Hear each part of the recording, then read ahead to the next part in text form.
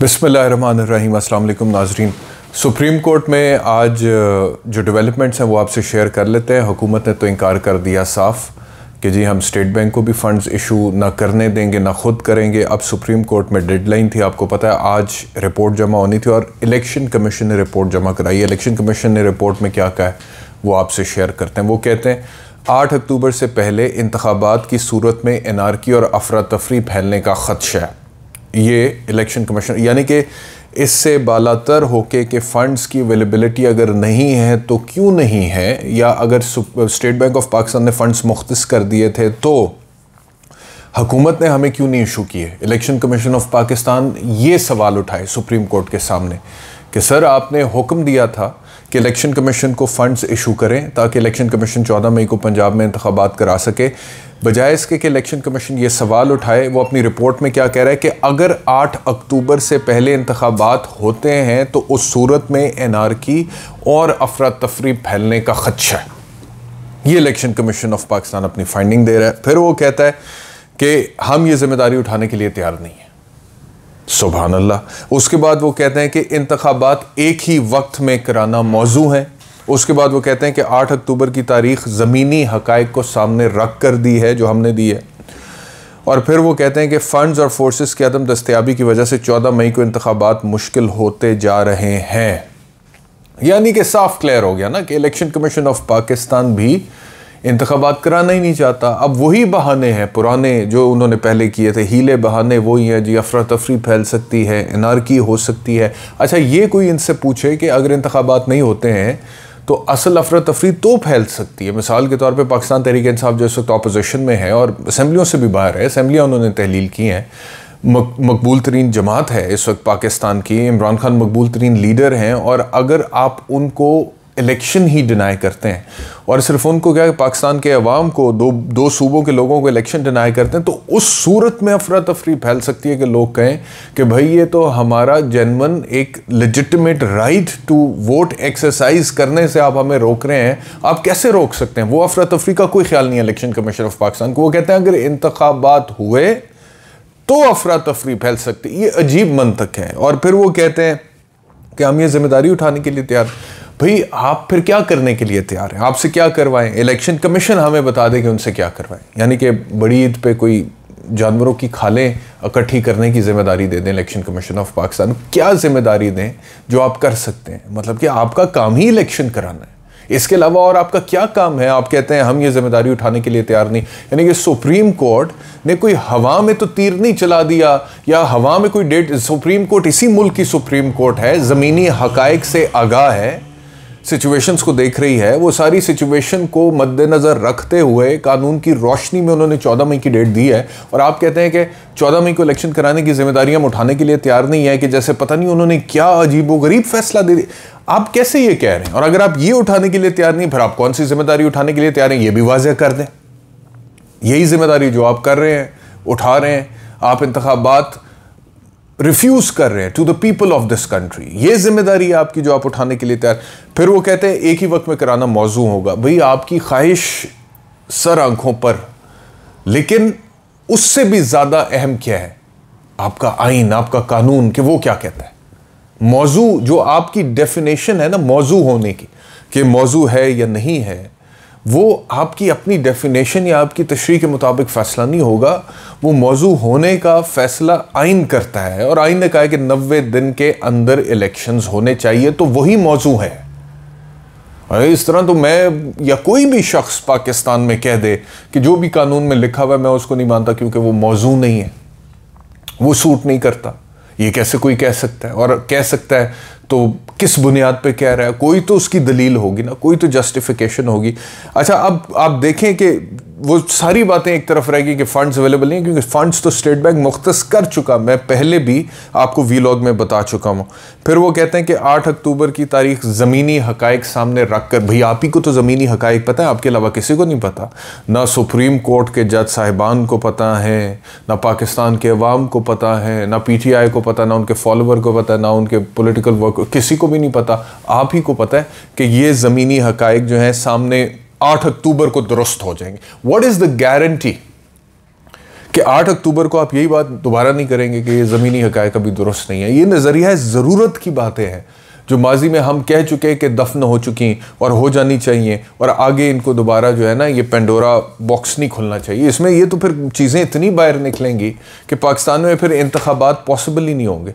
मैं वैसे बहुत हैरान हूँ इलेक्शन कमीशन ऑफ पाकिस्तान के रोल पे, उनके किरदार पे, the way they've taken things forward, और जिस तरह से वो इलेक्शंस मौखर कराने के लिए हर हरबा इस्तेमाल कर रहे हैं।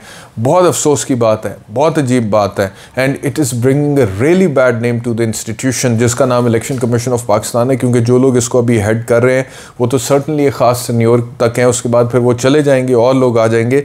लेकिन इलेक्शन कमीशन का इस तरह का रवैया तारीख़ में लिखा जाएगा, और वो इलेक्शन कमीशन के लिए अच्छा नहीं है जो भी अभी की सूरत हाल है। एक तरफ तो ये बात, दूसरी मैं आपसे अर्ज़ करूँ, सुप्रीम कोर्ट में बहरहाल अभी खामोशी है। सुप्रीम कोर्ट की तरफ से जैसी कोई डेवलपमेंट आएगी कि अब सुप्रीम कोर्ट क्या कहता है, पीटीआई की तरफ से अभी खामोशी है, इन द सेंस के बयानात तो वो दे रहे हैं लेकिन अभी कोई तौहीन अदालत की पिटिशन उन्होंने अदालत में नहीं दी है। जैसी कोई डेवलपमेंट होगी मैं आपसे शेयर करूंगा। लेकिन मैं आपसे अर्ज़ करूं कि आज मैं अपने शो में इनवाइट किया था शेख रशीद साहब को, और उसके बाद राजा रियाज साहब जो लीडर ऑफ द ऑपोजिशन है, दोनों से मेरा बड़ा दिलचस्प मुकालमा हुआ। मैंने कहा थोड़ा सा आपसे वो शेयर कर लूँ। शेख रशीद साहब ने एक तो इंकशाफ आज मेरे शो में किया है कि मुझे जब लेकर गए थे, गिरफ़्तार किया था, तो तकरीबन 3 घंटे के लिए मेरे हाथ और पैर बांध दिए थे।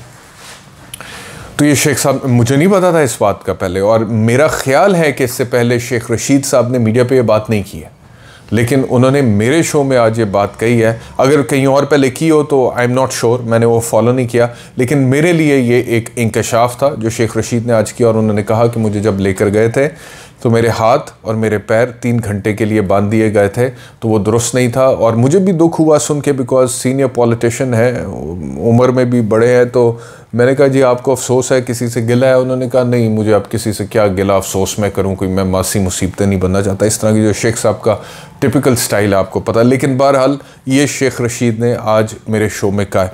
दूसरी बात, राजा रियाज साहब आए बाद में मेरे शो में, तो राजा साहब का पहला इंटरव्यू मैंने किया बतौर लीडर ऑफ द ऑपोजिशन। तो मैंने आज राजा साहब से कहा, मैंने कहा राजा साहब आप लीडर ऑफ द ऑपोजिशन हैं, शहबाज शरीफ प्राइम मिनिस्टर हैं, लीडर ऑफ द हाउस है, और ऑपोजिशन का तो काम ही वॉच डॉग का होता है कि हुकूमत की कारकर्दगी पे उन्होंने तनकीद करनी होती है ताकि गवर्नमेंट सही डायरेक्शन में चलती रहे। आप ज़रा मुझे कोई शहबाज शरीफ की एक गलती तो बताएं आज कि पिछले 1 साल में जो उसने की हो, मियाँ शहबाज शरीफ ने। अब राजा साहब, ओ जी इमरान खान ने ये किया, इमरान खान ने वो किया, मैंने कहा जी ठीक है, इमरान खान ने जो किया सो किया, उस पर तो मैं आपसे बहस ही नहीं कर रहा। उन्होंने कहा जी इमरान खान ने ये बारूदी सुरंगें, जो भी उनका मौक़िफ़ इस टाइप का था, मफ़हूम उस गुफ्तगू का मैं आपसे कर रहा हूँ कि इमरान खान की वजह से महंगाई हुई, उसके 3.5 साल, उसके 4.25 साल, जहांगीर तरीन से बड़ी जाती। मैं कहा जी छोड़ दें उन सारी बातों को, मैं उस पर आपसे बहस ही नहीं करता। इमरान खान ने जो किया आपकी नज़र में आप कह रहे हैं गलत है, चले मैं उस पर आपसे, मैं तो आपसे ये पूछ रहा हूँ कि चलें आप इमरान खान के तो टिकट होल्डर थे और उसके टिकट पे इलेक्शन लड़के आप नेशनल असेंबली में आए थे और उस पर आप तनकीद करते रहे हैं, बावजूद इसके कि आप उसकी जमात का हिस्सा थे और उसके एमएनए थे। अभी तो राजा रियाज साहब आप लीडर ऑफ द ऑपोजिशन हैं, तो मौजूदा लीडर ऑफ द हाउस जो कि प्राइम मिनिस्टर है शहबाज शरीफ, कोई एक गलती तो बताए ना मुझे शहबाज शरीफ पिछले 1 साल में। कोई नहीं। फिर मैंने गिनवाना शुरू किया, मैंने कहा जी देखें महंगाई जो है वो 12-13% से 30% पे चलेगी, डॉलर 185 से 288 पे चला गया, पेट्रोल जो है वो 150 से 282 पे चला गया, बिजली की कीमत में 100 गुना इजाफा हो गया, आटा, घी, चावल, दाल, चीनी की कीमतों में 100 गुना से ज़्यादा इजाफा हो गया। तो मैंने कहा कोई ये गलती तो बताया ना कि ये शहबाज शरीफ ने गलत नहीं। वो फिर वापस घूम के इमरान खान की तरफ। तो मैंने कहा चलें, मैं राय साहब, फिर उन्होंने कहा इमरान खान ने अपने दौरे हुकूमत में आपको पता है कितना कर्जा लिया है? मैंने कहा जी कितना? कहते जी 25,000 अरब रुपए इमरान खान ने 3.5-4 साल के दौरे हुकूमत। मैंने कहा राज साहब चले इस दौरे हुकूमत में जो 1 साल में शहबाज शरीफ का कितना कर्जा लिया है इस हुकूमत ने, आपको पता है? कहते हैं जी मुझे नहीं पता।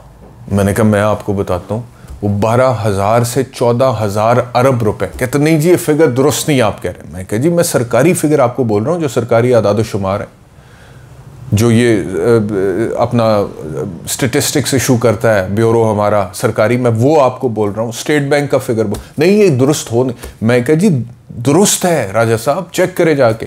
अच्छा, सोच में पड़े। मैंने कहा फिर अगर मैं गलत हूं ना तो मैं माजरत कर लूंगा इसके ऊपर, लेकिन अगर आप गलत हैं राजा रियाज साहब तो फिर आपने एक काम करना है, और वो ये है कि ये जो 12 से 14 हज़ार अरब रुपए इस हुकूमत ने कर्जा लिया एक साल में, और अगर इसी स्पीड से चलते रहे तो आप इमरान खान का कहते हैं कि 25,000 लिया था तो ये तो 40,000 से ऊपर टाप जाएंगे इसी स्पीड से चलते रहे। तो आपने अगर ये फिगर चेक कर लीजिएगा, दुरुस्त है मैं आपको बता रहा हूँ, और अगर ये दुरुस्त हुआ और आप गलत हुए तो आपने पार्लियामेंट में फ्लोर ऑफ द हाउस में लीडर ऑफ द ऑपोजिशन के तौर पर एक भरपूर तकरीर करनी है शहबाज शरीफ के खिलाफ, और मुझे इनविटेशन देना है, मैं गैलरी में बैठ के आपकी वो तकरीर सुनूंगा। कहते हैं जी ठीक है, मैं चेक कर लूं, फिर मैं तकरीर भी करूंगा और आपको इनविटेशन भी दूंगा और गैलरी में आप बैठ के देखिएगा। तो ये मेरा आज उनके साथ कमिटमेंट हुई है शो के अंदर। अब राजा साहब ज़रा लीडर ऑफ द ऑपोजिशन है, मैं मतलब कि इस बात पे हैरान था कि मैंने बारहा उनको इंसिस्ट किया, मैं उन्हें फोर्स किया बार बार कि कोई एक गलती, मैं कोई तो बताए ना कि शहबाज शरीफ में ये गलती होगी। मतलब कि मुझसे आप पूछें तो पिछले एक साल की परफॉर्मेंस के ऊपर हमने तो पोस्टमार्टम कई दफ़ा किया है ना, लेकिन जो लीडर ऑफ द ऑपोजिशन है, जिस बंदे को सबसे ज़्यादा तनकीदी जायज़ा लेना चाहिए हुकूमत की कारकर्दगी का, उसे अगर कोई गलती नज़र ना आए तो फिर आपको पता ही है, मतलब कि वैसे तो सारी दुनिया पाकिस्तान सारा कहता है कि जी ये तो है ही, पार्लियामेंट में एक लीडर ऑफ द ऑपोजिशन या एक ऑपोजिशन बना के बिठा दी। असल ऑपोजिशन, हकीकी ऑपोजिशन तो पार्लियामान से बाहर है, वो अपनी जगह पे बात लोग करते हैं, लेकिन आज उसका अमली मुजाहिरा मेरे शो में जब राजा रियाज साहब थे वो हुआ। मतलब कुछ चीज़ें होती हैं कहने की, कुछ होती हैं जब आप सामने दिखाई भी देती हैं आपको। तो आज मैंने अपने शो में जब राजा रियाज साहब से वो बातें की तो लोग वो जो शो देखेंगे उन्हें नज़र आएगा, वो देखेंगे कि राजा रियाज साहब किस तरह के लीडर ऑफ द ऑपोजिशन है, जो लीडर ऑफ द हाउस या गवर्नमेंट ऑफ द डे पर तनकीद का एक जुमला कहने से कासिर है। तो ये आज वो हुआ था। बहरहाल ये अभी तक की सिचुएशन है, अब जैसे जैसे कोई डेवलपमेंट मज़ीद आएगी आपसे शेयर करेंगे। अपना ख्याल रखिए, अल्लाह हाफ़िज़।